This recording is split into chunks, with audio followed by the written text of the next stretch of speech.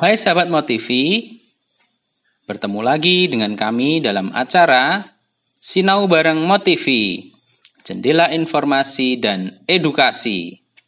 Kali ini kita akan belajar bersama-sama tentang materi PPKN kelas 6. Guna untuk mempersiapkan diri dalam menghadapi penilaian akhir semester 1 yang akan kita lakukan. Apa saja sih yang akan kita bahas?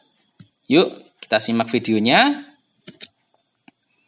Materi pembahasan kita kali ini, yang pertama adalah menganalisis penerapan nilai-nilai Pancasila dalam kehidupan sehari-hari. Yang kedua, menganalisis pelaksanaan kewajiban, hak, dan tanggung jawab sebagai warga negara, beserta dampaknya dalam kehidupan sehari-hari. Yang ketiga, menelaah keberagaman sosial, budaya, dan ekonomi masyarakat. Yang keempat, menelaah persatuan dan kesatuan terhadap kehidupan berbangsa dan bernegara beserta dampaknya. Yang pertama, kita akan belajar tentang nilai-nilai Pancasila sebagai dasar negara dalam kehidupan sehari-hari. Nilai sila pertama. Pada sila pertama, yakni ketuhanan yang Maha Esa, nilai-nilai yang terkandung dan bisa diterapkan dalam kehidupan sehari-hari diantaranya adalah: pertama, menjalankan perintah Tuhan yang Maha Esa dengan penuh keikhlasan. Lalu beribadah sesuai keyakinan masing-masing. Saling menghargai agama dan kepercayaan orang lain. Menghormati pemeluk agama lain. Dan memiliki rasa toleransi yang tinggi antar umat beragama. Sedangkan nilai sila yang kedua. Pada sila yang kedua, yaitu kemanusiaan yang adil dan beradab, nilai-nilai yang terkandung dan bisa diterapkan dalam kehidupan sehari-hari diantaranya adalah solidaritas sesama manusia, tidak membeda-bedakan antar sesama manusia, saling tolong-menolong antar sesama, bersikap adil terhadap semua orang, serta saling menghargai hak asasi manusia. Nilai sila yang ketiga. Pada sila yang ketiga, persatuan Indonesia, nilai-nilai yang terkandung dan bisa diterapkan dalam kehidupan sehari-hari diantaranya adalah mencintai tanah air dan turut serta melestarikan warisan budaya, mengharumkan nama bangsa Indonesia, menjaga hubungan baik dengan setiap warga meski berbeda bahasa, suku, agama, dan lain sebagainya, serta mengutamakan kepentingan bersama-sama. Nilai sila yang keempat, kerakyatan yang dipimpin oleh hikmat kejaksanaan dalam permusyawaratan perwakilan, nilai-nilai yang terkandung dan bisa diterapkan dalam kehidupan sehari-hari, diantaranya adalah mengambil keputusan dan menyelesaikan persoalan dengan musyawarah sampai bertemu kata mufakat, tidak memaksakan kehendak terhadap orang lain saat berdiskusi, menerima keputusan dari hasil musyawarah dengan lapang dada, juga menjalankan hasil musyawarah sesuai kesepakatan bersama. Lalu, nilai sila yang kelima, yang bunyinya adalah keadilan sosial bagi seluruh rakyat Indonesia, yang bisa diterapkan dalam kehidupan sehari-hari, diantaranya adalah bersikap adil mulai dari lingkungan terdekat di sekitar kita, kemudian menjalankan sesuatu yang menjadi kewajiban kita, menghormati dan menghargai hak orang lain. Nah, itulah nilai-nilai Pancasila sebagai dasar negara yang bisa kita terapkan dalam kehidupan sehari-hari. Mulai dari yang sederhana ya. Nah, apa sih hak dan kewajiban itu? Hak adalah segala sesuatu yang harus diterima dan dimiliki semua warga masyarakat. Sedangkan kewajiban adalah segala sesuatu yang harus dilakukan sesuai aturan yang berlaku. Contohnya, kewajiban-kewajiban kita di rumah apa saja sih? Contohnya, menjalankan ibadah, membersihkan rumah, membantu orang tua, mematuhi aturan keluarga. Contoh aturan dalam keluarga, berpamitan sebelum meninggalkan rumah. Kemudian mencuci peralatan makan sesudah digunakan. Memberi salam ketika meninggalkan rumah atau kembali ke rumah. Nah, lagi kewajiban-kewajiban kita di rumah sekarang. Beriman dan bertakwa kepada Tuhan Yang Maha Esa antara lain diwujudkan dengan selalu beribadah, bersyukur, serta melakukan segala perintahnya. Hal tersebut merupakan bentuk pelaksanaan kewajiban kita terhadap Tuhan Yang Maha Esa. Apakah kewajiban ini sudah teman-teman semua laksanakan? Ya, perlu diingat dalam melaksanakan kewajiban menjalankan perintah agama, kita juga harus menghargai dan menghormati hak dari saudara-saudara kita yang menganut agama dan kepercayaan yang berbeda ya. Hak-hak dalam keluarga antara lain mendapatkan kasih sayang, mendapatkan perlindungan, mendapatkan kesehatan, mendapatkan hak untuk bermain, kemudian mendapatkan pendidikan. Selanjutnya, hak-hak di sekolah. Contoh hak seorang siswa di sekolah. Yang pertama adalah mendapatkan ilmu dari guru. Yang kedua, tidak mendapat diskriminasi dari warga sekolah lainnya. Yang ketiga, berhak untuk mengajukan pertanyaan kepada guru. Sedangkan contoh kewajiban seorang siswa di sekolah. Contoh yang pertama adalah wajib mentaati peraturan dan tata tertib yang berlaku di sekolah. Kemudian menjaga kedisiplinan dalam proses pembelajaran di sekolah. Dan yang ketiga, menghargai serta menghormati seluruh warga sekolah. Keberagaman sosial, budaya, dan ekonomi masyarakat.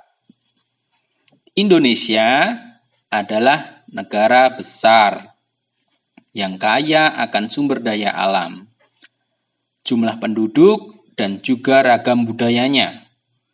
Perbedaan dan keragaman sosial budaya bukanlah menjadi masalah dalam pembangunan, tapi menjadi sarana penunjang dalam menciptakan keadilan sosial bagi seluruh rakyat Indonesia.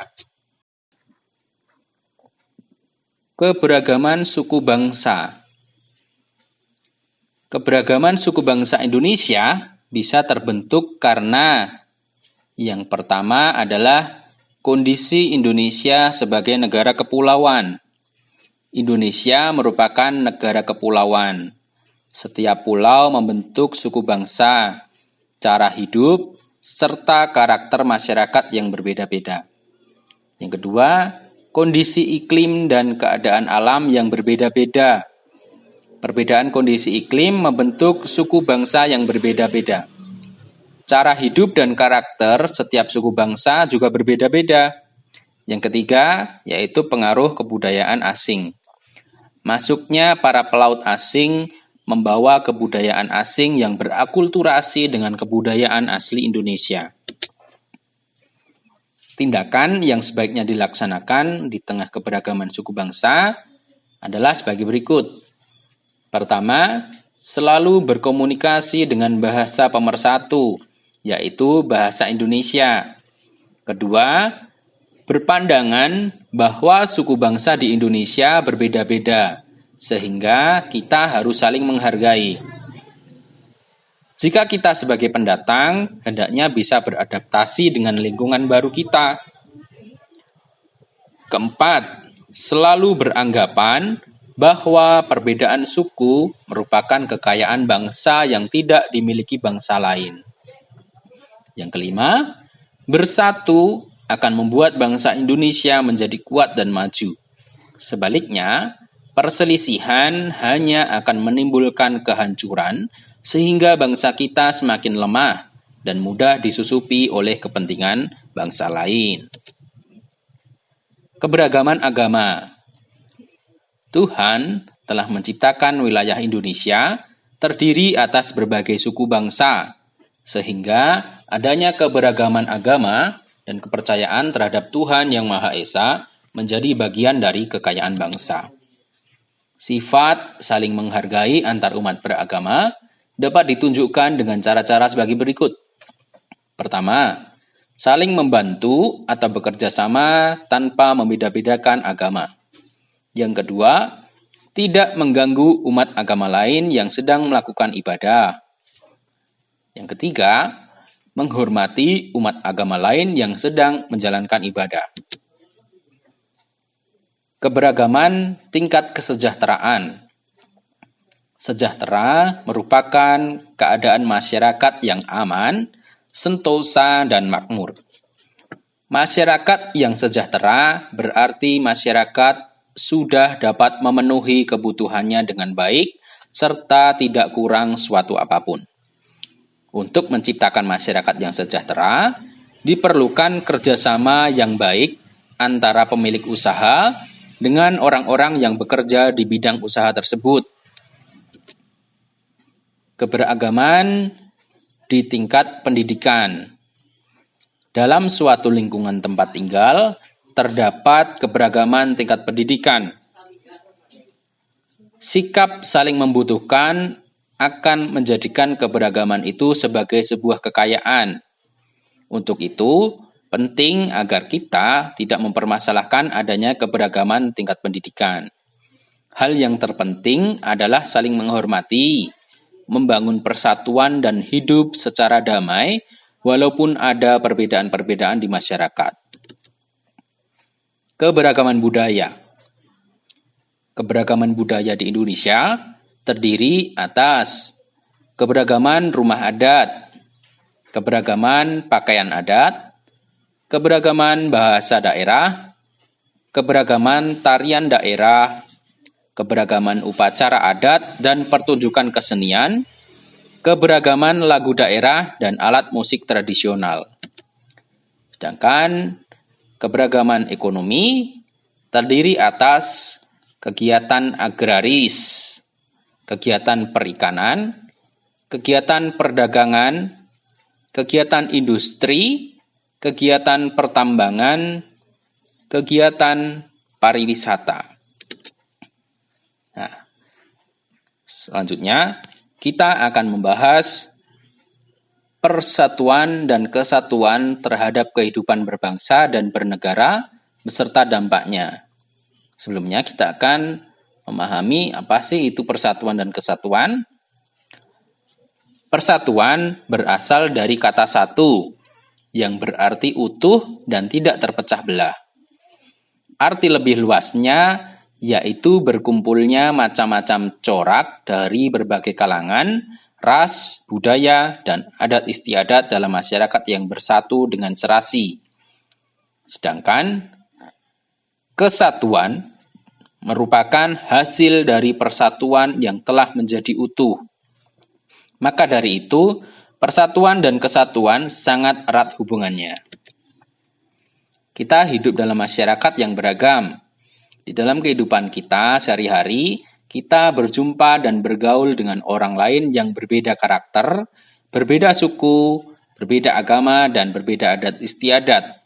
Tetapi dalam keberagaman ini, kita dituntut untuk berkembang menjadi pribadi-pribadi yang berkarakter, kreatif, dan mandiri. Contoh sikap menghargai adanya perbedaan di lingkungan sekolah. Pertama, tidak membeda-bedakan teman. Tidak mencela suku atau agama teman. Menghormati keberagaman. Yang keempat, memperdalam sikap toleransi. Contoh, sikap menghargai adanya perbedaan di lingkungan masyarakat. Pertama, contohnya, menjenguk tetangga yang sakit, tanpa membeda-bedakan tetangga itu dari suku, agama, dan golongan manapun. Kedua, selalu menggunakan bahasa Indonesia saat berkomunikasi dengan tetangga yang berbeda suku. Yang ketiga, membantu tetangga yang mengalami musibah walaupun berbeda agama. Demikian materi pelajaran kita pada kali ini ya teman-teman Motivi. Tetap semangat belajar, tetap jaga kesehatan, jaga imun kalian dengan cara selalu bergembira. Salam Motivi, jendela informasi dan edukasi.